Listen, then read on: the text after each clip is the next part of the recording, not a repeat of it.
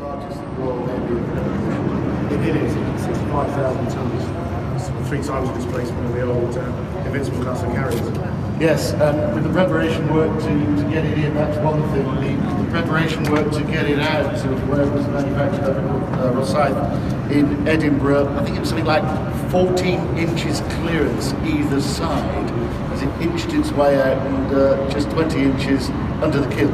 Not a great deal of room, perhaps, absolutely right. It was a beautiful calm day, which likely was Something up to 40 aircraft, 40 jet fighters. Yes, depending on what role it's going to be in. Obviously, if you're moving an airfield around, you can choose to put on it any aircraft that you can fly from it.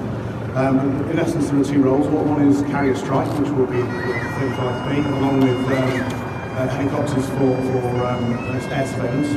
If it's going into the literal maneuver role, as we call it, if it's going to be moving Royal Marines around, it will have anything up to 40 helicopters. Yeah, and the first aircraft to ever land on her was a Merlin helicopter last month, which made a fantastic photograph. But when you saw the pictures of that, you just realised what a huge deck of this tiny little helicopter, which up close is quite large, but on the deck just got lost there. It's very tiny on the deck. Yeah. It is.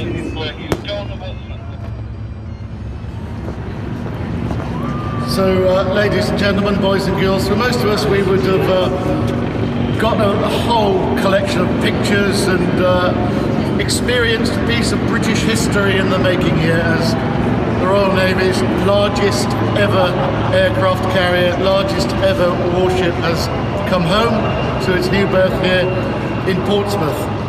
Commander Beastie Williams is still with us. Beastie, she's going to be here for a little while, undergoing some tests. Yes, indeed. It's a follow-on from the trials she's been undertaking. The last few weeks she's been testing her propulsion trials, in other words, proving that she is capable as a ship. It allows us to work out what she can and can't do. It allows us to test systems to make sure that they're up to speed and ready. And once you've done that, clearly you can come alongside and just maybe make some changes that you require, and or start to fit the other systems that you need once you've tested. We mentioned, and for those of you who got great pictures, you would have seen something like 200 odd people in white boiler suits who are civilians there, engineers and so on board. They will continue to be part of that process while she's here. Absolutely. The ship at the moment is not actually being handed over to the Royal Navy.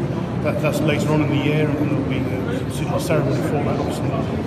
It still belongs to the Aircraft Carrier Alliance, that's why there are a number of contractors on board. And it's not until 2020 or thereabouts that it should be fully operational anyway.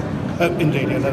It's the first fixed-wing aircraft flight from it should be 2018, and we'll build up gradually then as the aircraft become available. We can begin to buy them, then we start putting on board. And I think 2020 is around at the time we'll have 2 squadrons available to fly from.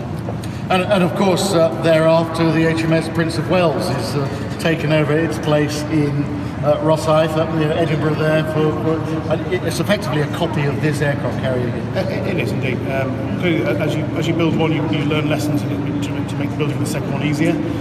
So in some respects, I think the Prince of Wales, Queen Elizabeth, and they're glad they're coming second. In other respects, I think they would have enjoyed a day like today.